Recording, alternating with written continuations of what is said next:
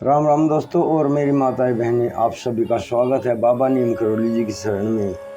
आप सभी का स्वागत है मेरी मैया रानी के दरबार में। मेरी आदि पराशक्ति मानव दुर्गा सबके कष्ट हरो माँ, सबको अपनी शरण में लो, सबके घर आओ, सबको खुशियाँ दो। जय माता की। दोस्तों और मेरी माताएं बहनें, आज करते हैं शिव भगवान की अनंत महिमा शिव महिमन स्तोत्र। ये हिंदी अनुवाद है, इसका हिंदी अर्थ सुनाऊंगा मैं आपको। हिंदी में अगर हम पढ़ते हैं तो उसमें हमें भगवान की महिमा का पूरा सार समझ में आता है। अतः आज शिव महिमन स्तोत्र हिंदी में सुनाऊंगा, पूरा सुने। जय शिव शंकर महादेव। शिव महिमन स्तोत्रम शिव भक्तों का एक प्रिय मंत्र है। 43 छंदों के इस स्तोत्र में शिव के दिव्य स्वरूप का वर्णन किया गया है। शिव महिमन स्तोत्र देवाधिदेव महादेव को अर्पित किए जाने वाले स्तोत्र में यह स्तोत्र भगवान शिव शंकर को अति प्रिय है। शिव महिमन स्तोत्र का पाठ कोई भी प्राणी करता है तो उसे शिव शंकर की कृपा प्राप्त होती है और सारे पाप नष्ट हो जाते हैं। अब शिव महिमन स्तोत्र की कथा सुनाते हैं, बाद में स्तोत्र करेंगे। चित्ररथ नाम के राजा ने एक बाग लगवाया था। बाग में विभिन्न प्रकार के फूल लगे थे। प्रतिदिन राजा उन पुष्पों से शिव की पूजा किया करते थे।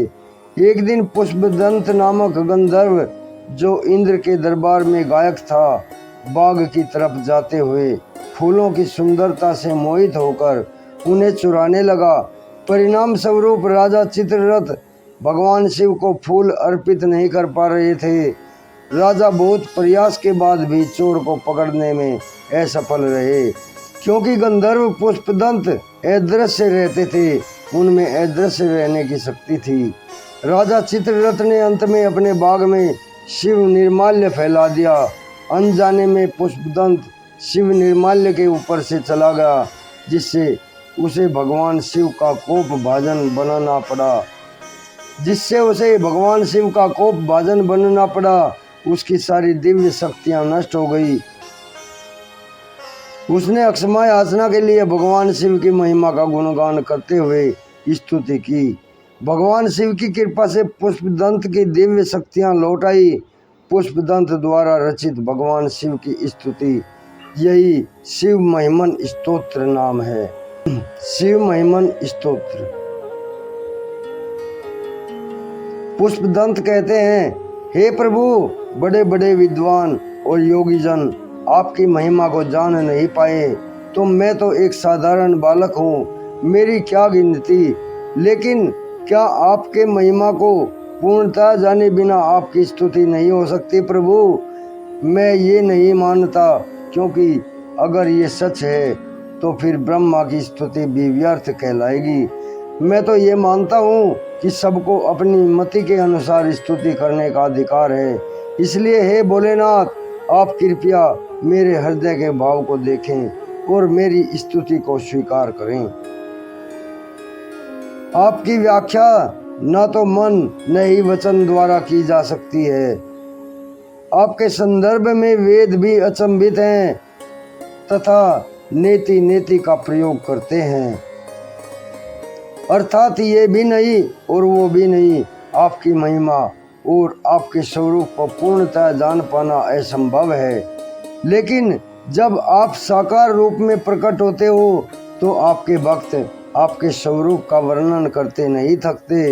हे भगवान, ये आपके प्रति उनके प्यार और पूज्य भाव का परिणाम है। हे भगवान, ये आपके प्रति उनके प्यार और पूज्य भाव का ही परिणाम है। हे वेद और भाषा के सृजक, आपने अमृतमय वेदों की रचना की है। इसलिए जब देवों के गुरु बृहस्पति आपकी स्तुति करते हैं तो आपको कोई आश्चर्य नहीं होता। मैं भी अपनी मति के अनुसार आपके गुणानुवाद करने का प्रयास कर रहा हूँ। मैं मानता हूँ इससे आपको कोई आश्चर्य नहीं होगा, मगर मेरी वाणी इससे अधिक पवित्र और लाभान्वित अवश्य होगी। आप इस सृष्टि के सृजनहार हैं, पालनहार हैं। विसर्जनकार हैं। इस प्रकार आपके 3 स्वरूप हैं, ब्रह्मा, विष्णु और महेश। इस प्रकार आपके 3 स्वरूप हैं, ब्रह्मा, विष्णु और महेश, तथा आप में 3 गुण हैं, सत्व, रज और तम। वेदों में इसके बारे में वर्णन किया गया है। फिर भी अज्ञानी लोग आपके बारे में ऊटपटांग बातें करते रहते हैं। ऐसा करने से भले ही उन्हें संतुष्टि मिलती हो, किंतु यथार्थ से वे मुंह नहीं मोड़ सकते। हे भगवान, हे भोलेनाथ, मूर्ख लोग अक्सर तर्क करते रहते हैं कि ये सृष्टि की रचना कैसे हुई, किसकी इच्छा से हुई, किन वस्तुओं से उसे बनाया गया इत्यादि। उनका उद्देश्य लोगों में भ्रांति पैदा करना है, उसके अलावा कुछ और नहीं।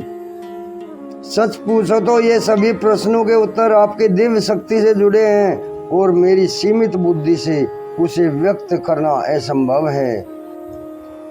हे प्रभु, आपके बिना ये सब लोग भू भुवः स्वः में जन तप सत्य का निर्माण क्या संभव है? इस जगत का कोई रचयिता न हो, ऐसा क्या संभव है? आपके अलावा इस सृष्टि का निर्माण भला कौन कर सकता है? प्रभु, आपके अस्तित्व के बारे में केवल मूर्ख लोगों को ही शंका हो सकती है। आपके अस्तित्व के बारे में केवल मूर्ख लोगों को ही शंका हो सकती है। प्रभु, हे शिव, हे शिव, हे परमपिता, आपको पाने के लिए अनगिनत मार्ग हैं, संख्या मार्ग, वैष्णव मार्ग, शैव मार्ग, वेद मार्ग आदि। लोग अपनी रुचि के अनुसार कोई एक मार्ग को पसंद करते हैं, मगर आखिरकार ये सभी मार्ग जैसे अलग अलग नदियों का पानी बहाकर समुद्र में जाकर मिलता है, वैसे ही आप तक पहुंचा जा सकता है। सचमुच किसी भी मार्ग का अनुसरण करने से आपकी प्राप्ति हो सकती है। प्रभु, आपके भरगुटी के इशारे मात्र से सभी देवगण ऐश्वर्य एवं संपदाओं का भोग करते हैं। आपके श्वम के लिए सिर्फ कुल्हाड़ी, बैल, व्याघ्र चर्म, शरीर पर भस्म तथा हाथ में खप्पर, हाथ में खोपड़ी। इससे ये फलित होता है कि जो आत्मानंद में लीन रहता है वो संसार के भोग पदार्थों में नहीं फंसता। इससे ये फलित होता है कि जो आत्म आनंद में लीन रहता है वो संसार के भोग पदार्थों में नहीं फंसता। इस संसार के बारे में विभिन्न विचारकों के भिन्न भिन्न मत हैं। कोई इसे नित्य जानता है तो कोई इसे अनित्य समझता है। लोग जो भी कहें, आपके भक्त तो आपको हमेशा सत्य मानते हैं। हे प्रभु, आपकी भक्ति में आनंद पाते हैं। मैं भी उनका समर्थन करता हूँ, चाहे किसी को मेरा ये कहना धृष्टता लगे, मुझे उनकी परवाह नहीं है। चाहे किसी को मेरा ये कहना धृष्टता लगे, मूर्खता लगे, लेकिन मुझे उसकी परवाह नहीं है। प्रभु, जब ब्रह्मा और विष्णु के बीच विवाद हुआ कि दोनों में से महान कौन है, तब आपने उनकी परीक्षा करने के लिए अग्नि स्तंभ का रूप लिया। ब्रह्मा और विष्णु दोनों ने स्तंभ को अलग अलग छोर से नापने की कोशिश की, मगर वो सफल न हो सके। आखिरकार अपनी हार मानकर उन्होंने आपकी स्तुति की, जिससे प्रसन्न होकर आपने अपना मूल रूप प्रकट किया। सचमुच अगर कोई सच्चे दिल से आपकी स्तुति करे और आप प्रकट ना हो, ऐसा कभी हो नहीं सकता। भला ऐसा कभी हो सकता है? हे प्रभु, आपके परम भक्त रावण ने पद्म की जगह अपने 9 मस्तक आपकी पूजा में आपको समर्पित कर दिए। जब वो अपना 10वां मस्तक काटकर अर्पण करने जा रहा था, तब आपने प्रकट होकर उनको वरदान दिया।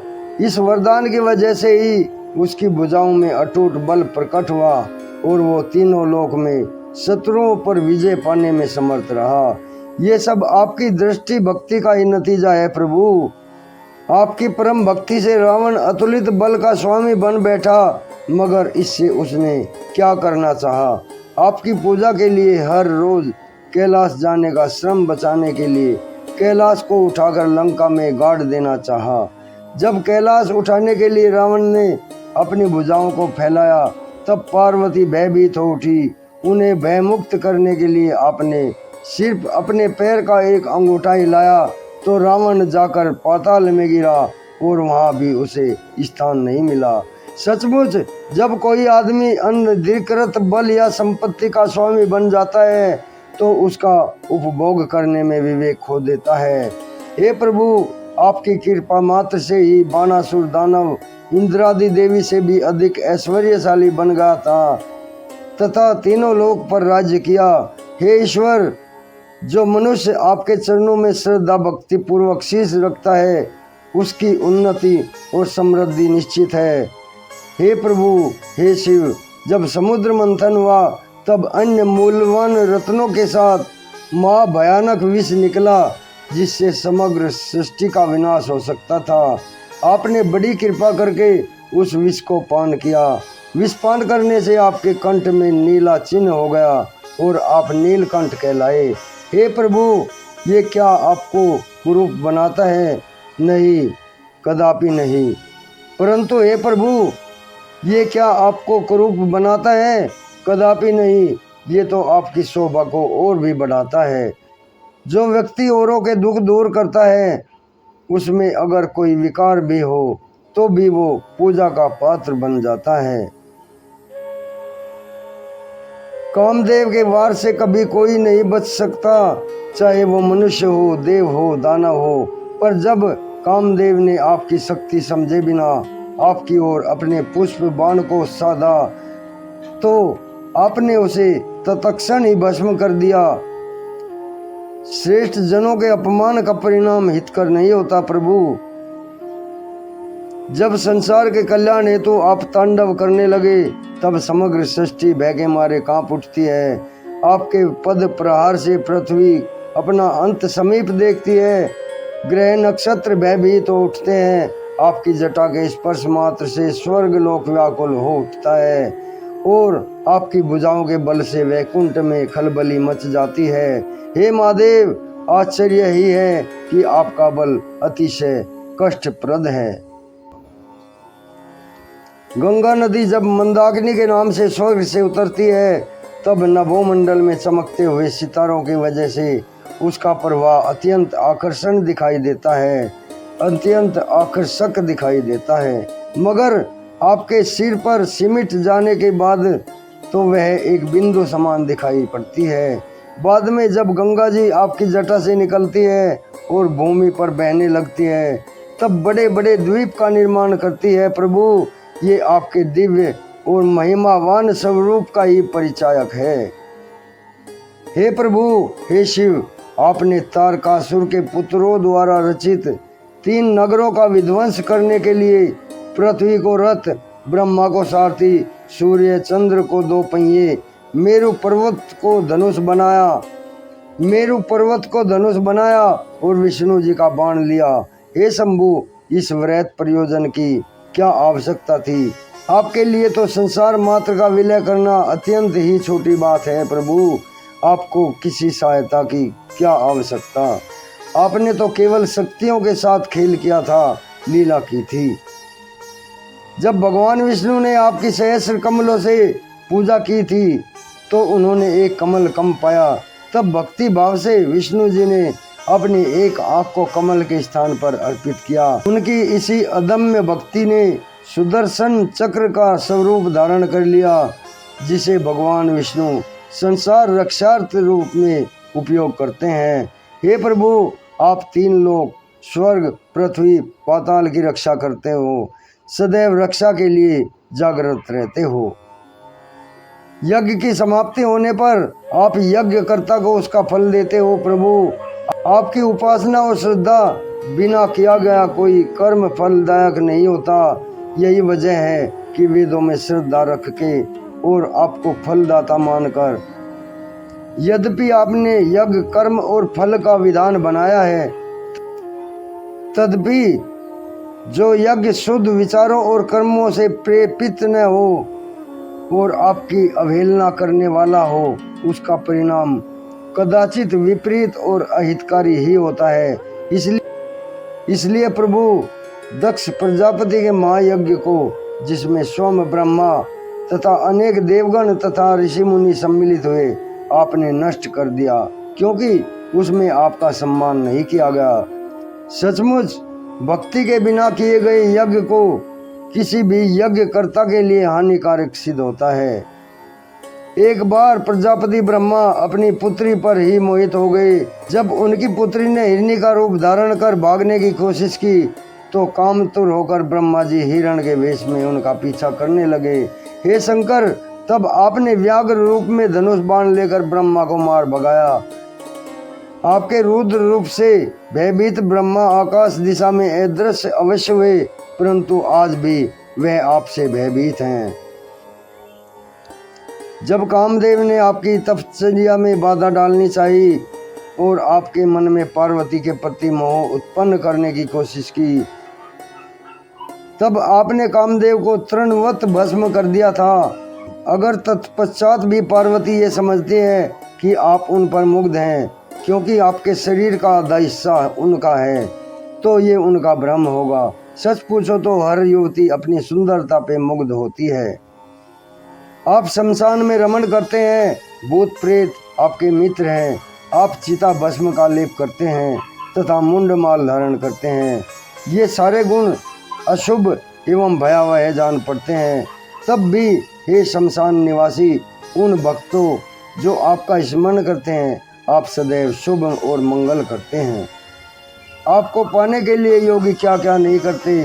बस्ती से दूर एकांत में आसन जमाकर शास्त्रों में बताई गई विधि के अनुसार प्राण की गति को नियंत्रित करने की कठिन साधना करते हैं और उसमें सफल होने पर हर्ष के आंसू बहाते हैं। सचमुच सभी प्रकार की साधना का अंतिम लक्ष्य आपको पाना ही है।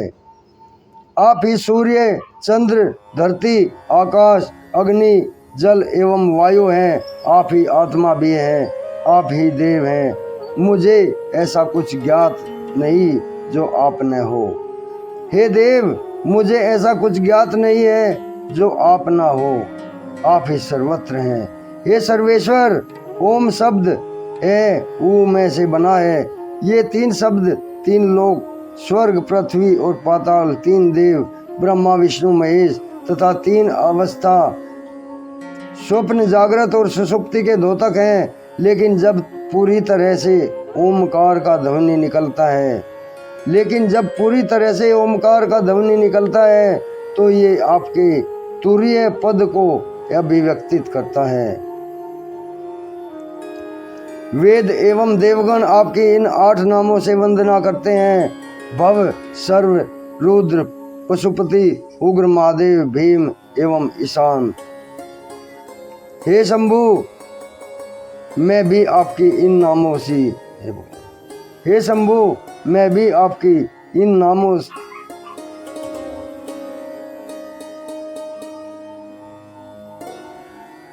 हे शंभु, मैं भी आपके इन नामों की भावपूर्वक स्तुति करता हूँ। आप सबसे दूर हैं फिर भी सबके पास हैं।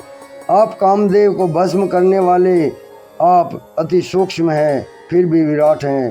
हे 3 नेत्र वाले प्रभु, आप वृद्ध हैं, आप युवा भी हैं। आप सब में हैं फिर भी सबसे पर हैं, सबसे पार हैं। आपको मेरा प्रणाम है। मैं आपको रजोगुण से युक्त सर्जन करता जानकर आपके ब्रह्मा स्वरूप को नमन करता हूँ। तमोगुण को धारण करके आप जगत का संहार करते हो। आपके उस रुद्र स्वरूप को मैं नमन करता हूँ। सतुगुण धारण करके आप लोगों के सुख के लिए कार्य करते हो। आपके उस विष्णु स्वरूप को नमस्कार है। इन 3 गुणों से पर आपका त्रिगुणातीत स्वरूप है। आपके उस शिव स्वरूप को मेरा नमस्कार है। मेरा मन शोक, मोह और दुख से संतप्त तथा कलेश से भरा पड़ा है। मैं दुविधा में हूँ प्रभु कि ऐसी भ्रमित मन से मैं आपके दिव्य और अपरंपार महिमा का गान कैसे कर पाऊंगा। फिर भी आपके प्रति मेरे मन में जो भाव और भक्ति है उसे अभिव्यक्त किए बिना मैं नहीं रह सकता प्रभु। अतः ये स्तुति की माला आपके चरणों में अर्पित है, आपके चरणों में समर्पित है।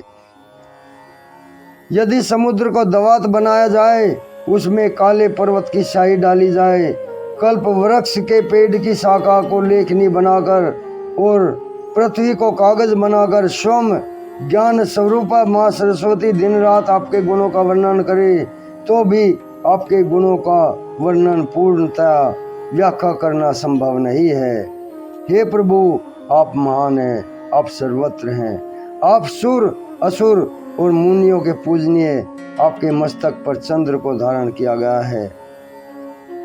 आपने मस्तक पर चंद्र को धारण किया है और आप सभी गुणों से परे हैं। आपकी इसी दिव्य महिमा से प्रभावित होकर मैं पुष्पदंत गंधर्व आपकी स्तुति करता हूँ। पवित्र और भक्ति भाव पूर्ण हृदय से जो मनुष्य इस स्तोत्र का नित्य पाठ करेगा तो वो पृथ्वी लोक में अपनी इच्छा के अनुसार धन, पुत्र, आयुष्म और कीर्ति को प्राप्त करेगा। इतना ही नहीं, देह त्याग के पश्चात वो शिवलोक में गति पाकर शिव तुल्य शांति का अनुभव करेगा। शिव महिमन स्तोत्र के पठन से उसकी सभी लौकिक और पारलौकिक कामनाएं पूर्ण होंगी। जय शिव। शिव से श्रेष्ठ कोई देव नहीं, शिव महिमन स्तोत्र से श्रेष्ठ कोई स्तोत्र नहीं। भगवान शंकर के नाम से अधिक महिमावान कोई मंत्र नहीं और ना ही गुरु से बढ़कर कोई पूजनीय तत्व है। शिव महिमन स्तोत्र का पाठ करने से जो फल मिलता है वो दीक्षा या दान देने से, तप करने से, तीर्थाटन करने से, शास्त्रों का ज्ञान पाने से तथा यज्ञ करने से कहीं अधिक है। पुष्पदंत गंधर्वों का राजा चंद्रमौलेश्वर शिव जी का परम भक्त था, मगर भगवान शिव के क्रोध की वजह से वह अपने स्थान से च्युत हुआ। महादेव को प्रसन्न करने के लिए उसने ये महिमान स्तोत्र की रचना की है।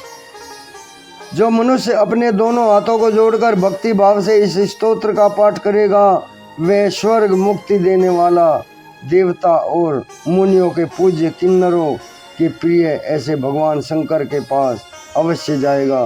पुष्पदंत द्वारा रचित यह स्तोत्र अमोघ निश्चित फल देने वाला है।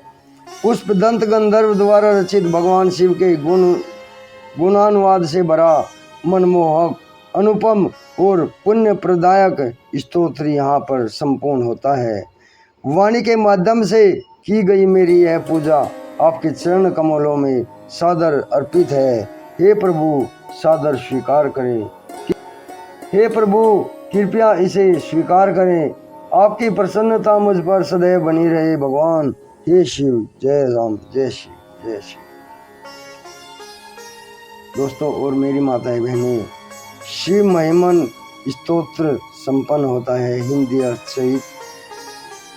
इसका ये हिंदी अर्थ ही है, पूरा तो संस्कृत में मुझसे संभव नहीं होता क्योंकि या तो संस्कृत ही पढ़ सकता हूँ, इतना बड़ा स्तोत्र है। अतः गलती हो गई हो आपके भाई से तो क्षमा चाहता हूँ, अभी आगा लेता हूँ। शिव भगवान, बाबा नीम करोली जी, हनुमान जी, श्री राम प्रभु आपके सभी संकटों को दूर करें, आपको हर खुशी दे, यही मेरी प्रार्थना। जय शिव, जय राम, जय हनुमान जी की जय, बाबा नीम करोली महाराज जी।